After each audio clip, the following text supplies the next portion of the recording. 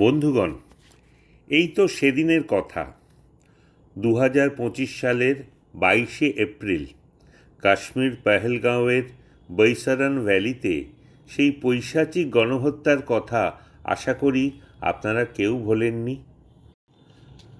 26 জন নিরপরাধ পুরুষ পর্যটকের ধর্ম যাচাই করে শুধুমাত্র অমুসলমান নিশ্চিত হয়ে মাথায় গুলি করে হত্যা করেছিল পাকিস্তান সংযুক্ত ইসলামিক সন্ত্রাসবাদীরা। সঙ্গে থাকা তাদের স্ত্রীদের এই নরাধম জঙ্গিরা বলেছিল, তোমাদের মারব না, তোমরা তোমাদের প্রধানমন্ত্রী মোদিকে গিয়ে বলবে কিভাবে তোমাদের স্বামীদের আমরা মারলাম। সে সময়ে প্রধানমন্ত্রী মোদি সৌদি আরব সফরে ছিলেন। প্রায় সঙ্গে সঙ্গেই পাকিস্তানকে যথাযথ শিক্ষা দেওয়ার জন্য যুদ্ধ ঘোষণা করেন ও সেনাবাহিনীকে তৎক্ষণাৎ যুদ্ধের প্রস্তুতি নিতে বলেন।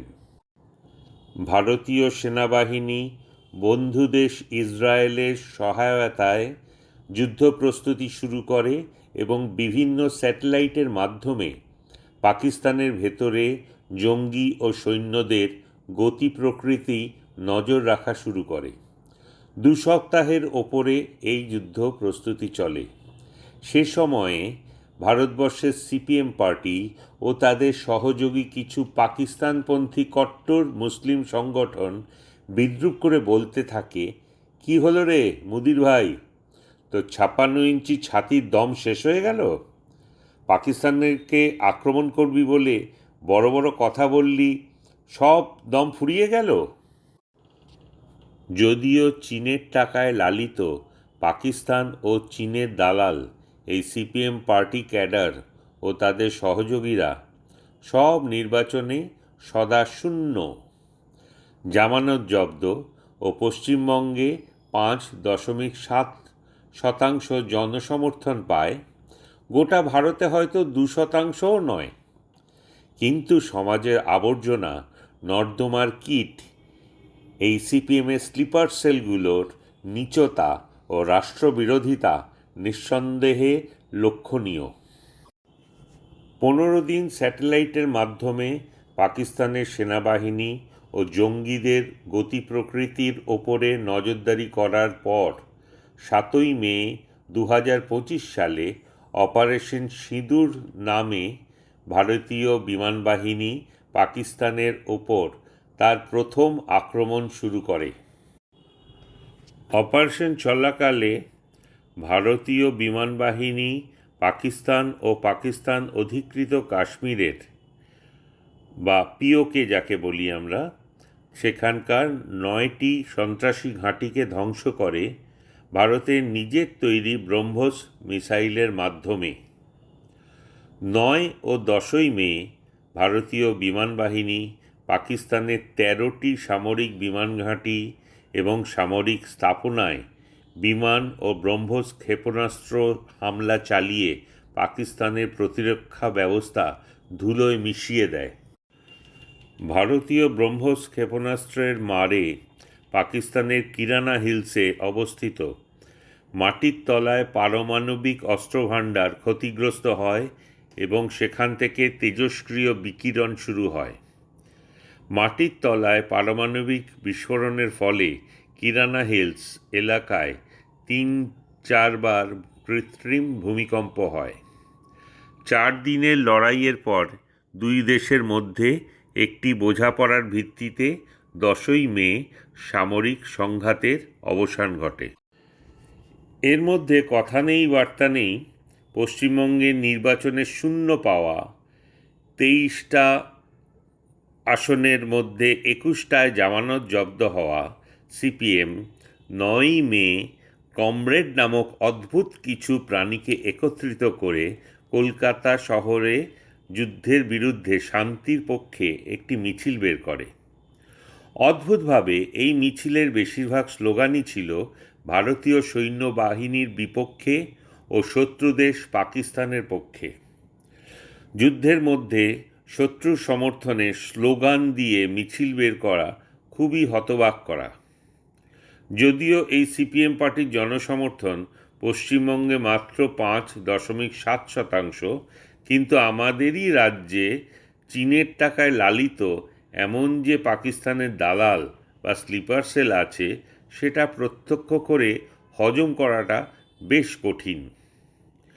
কলকাতার রাস্তায় এই মাকু সম্প্রদায়ের স্লিপার সেলদের দৌরাত্ম্য একটু চিন্তাজনক বই কি, যদিও এরা সংখ্যায় খুবই কম। তবে মজার ব্যাপারটা হলো, সপ্তাহ ঘুরতে না ঘুরতেই এই মরকটরা উপলব্ধি করে যে তারা যা করেছে সেটা অনেকটা নিজেদের পশ্চাৎদেশে নিজেরাই বাঁশ দেওয়া সামিল হয়েছে। যুদ্ধকালে প্রকাশ্য নগরপথে শত্রুর পক্ষে স্লোগান দেওয়াটা সাধারণ জনগণ বা ভোটাররা মোটেই ভালোভাবে নেয়নি, যার ফলে সিপিএমের ওই 5.7% ভোটটাও আগামী নির্বাচনে আরও নিম্নগামী হতে পারে। তখন 25শে মে সোশ্যাল মিডিয়াতে সিপিএমের লাফাঙ্গা যুবনেতা শতরূপ ঘোষের একটা বক্তব্য আসে যে সিপিএমের কলকাতা মিছিলে শত্রুদেশ পাকিস্তানের প্রত্যক্ষ সমর্থনে যারা স্লোগান দিয়েছেন তারা কেউ সিপিএমের লোক নয়, তারা সবাই অতি বাম, সুতরাং তাদের রাষ্ট্রবিরোধী স্লোগানের দায় সিপিএম নেবে না। বাহ, অতি সুন্দর। কিন্তু এই লাফাঙ্গা শতরূপ সিপিএমেরই অতি বড় মাপের নেতা গরু খাওয়া বিকাশ উকিল আর কচি কোলে বসা বরানগরের তন্ময় যা যা বলেছে সেই বিষ্ঠাগুলো কোথাকার বালি দিয়ে ঢাকবে? নির্দিষ্ট করে প্রত্যেকের মনে প্রশ্ন আছে যে জঙ্গি ঘাঁটি কোথায়, যেটাকে ভারতবর্ষের ওরা বলছেন আমরা জঙ্গি ঘাঁটি গুড়িয়ে দিয়েছি, সেখানকে পাকিস্তানের লোকেরা বলছে ওটা সিভিলিয়ান স্টেট।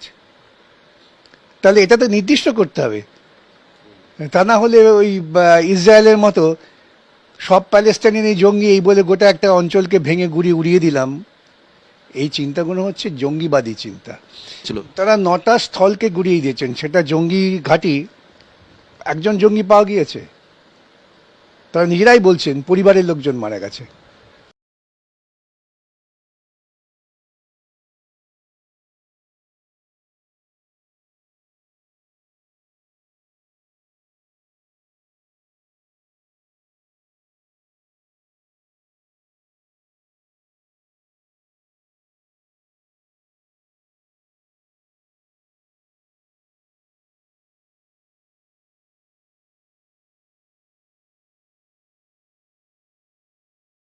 যে আমরা এখনো বিশ্বাস করি যে কাশ্মীরের জনগণের স্বাধীনতা দরকার। কাশ্মীর যদি আজাদি চায়, নিশ্চয়ই আমরা আজাদির পক্ষে।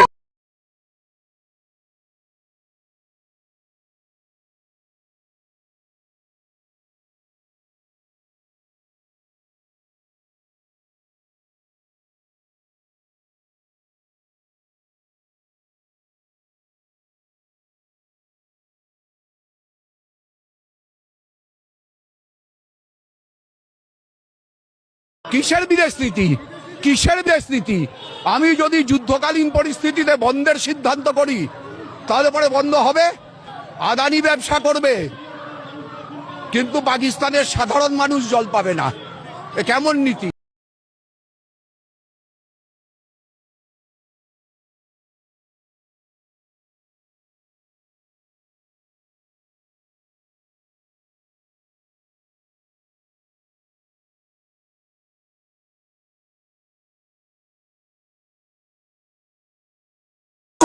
হিন্দুদের বাড়িতে কোথাকার ন্যারেটিভ এটা? এই 140 কোটির দেশে 130 কোটি হিন্দু, তাকে কে কাকে পাচ্ছে?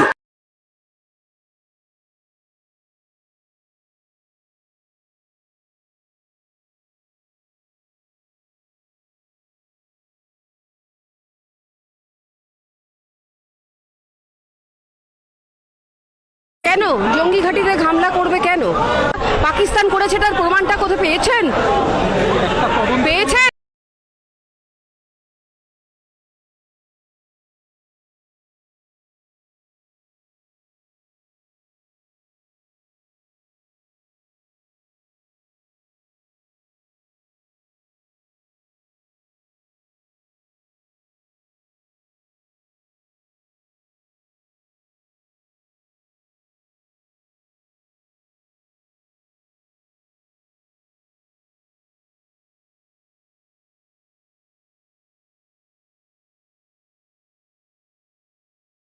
সিন্ধু চুক্তি নিয়ে যেটা হয়েছে, ভঙ্গ করা হয়েছে, সেটা মনে করি গণিত অপরাধ করেছে ভারত সরকার, মোদী সরকার।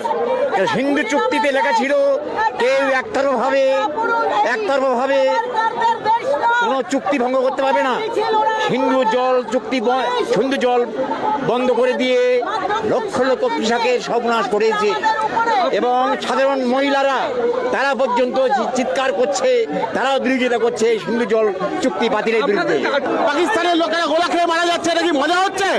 পাকিস্তানের লোকেরা গোলা খেয়ে মারা যাচ্ছে, এটা কি মজা হচ্ছে? পাকিস্তানের লোকেরা গোলা খেয়ে মারা যাচ্ছে, এটা কি মজা হচ্ছে? कौन है ये लोग? कहां से आते हैं ये?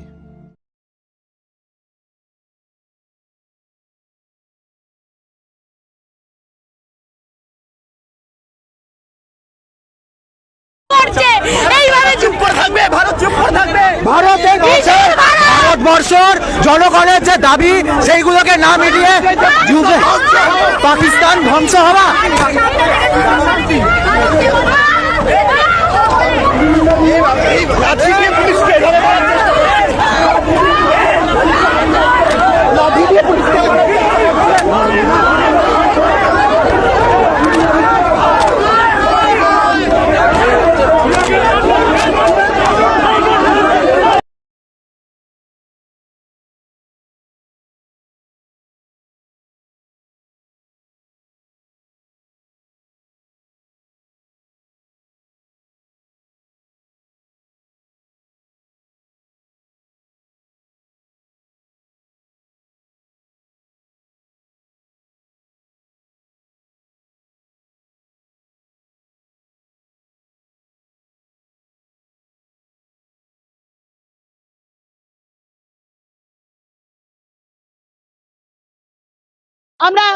আমরা অত্যাচারের পক্ষে।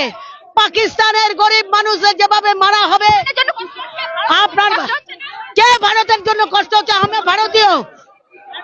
আপনি কোন মিডিয়া থেকে এসেছেন?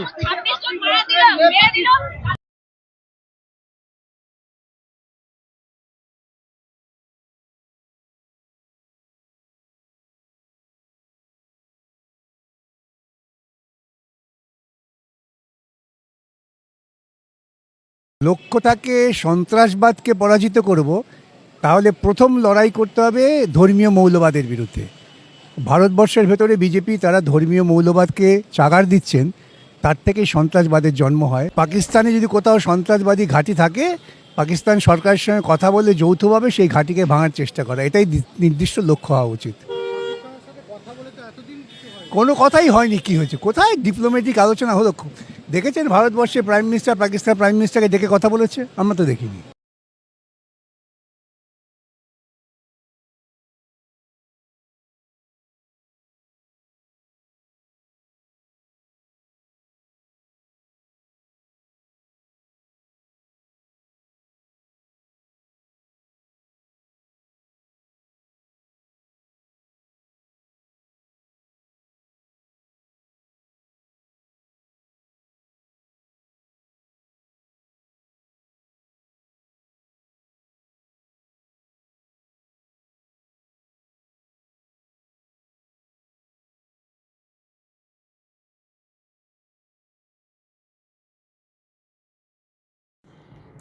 কলকাতার রাস্তায় মাকু মিছিল বের করে পাকিস্তানের পক্ষে স্লোগান দেওয়ার সপ্তাহ দুয়েক পরে আলিমুদ্দিনের বিরাট মাকু শিশুরা যখন রিয়েলাইজ করলো যে একটু বাড়াবাড়ি রকমের মাল ছড়িয়ে ফেলেছে, যাতে সাধারণ জনমত গ্রসলি তাদের বিরুদ্ধে চলে যাচ্ছে, তখন তারা মাকুসুলভ স্টাইলে তাদের কোচি নেতা লাফাঙ্গা শতরূপকে এগিয়ে দিল ড্যামেজ কন্ট্রোল করতে ও সমস্ত রাষ্ট্রবিরোধী স্লোগান ডিজোন করতে।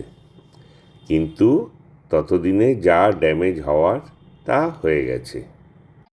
আমাদের বামপন্থীদের যন্ত্রণা কি জানেন তো, বা একটা সমস্যা কি জানেন? ভারতে লাল পতাকা নিয়ে মাওবাদীরা যতজন সিপিএম খুন করেছে, অন্য কোনো দলের লোককে মাওবাদীরা লাল পতাকা নিয়ে খুন হয়নি।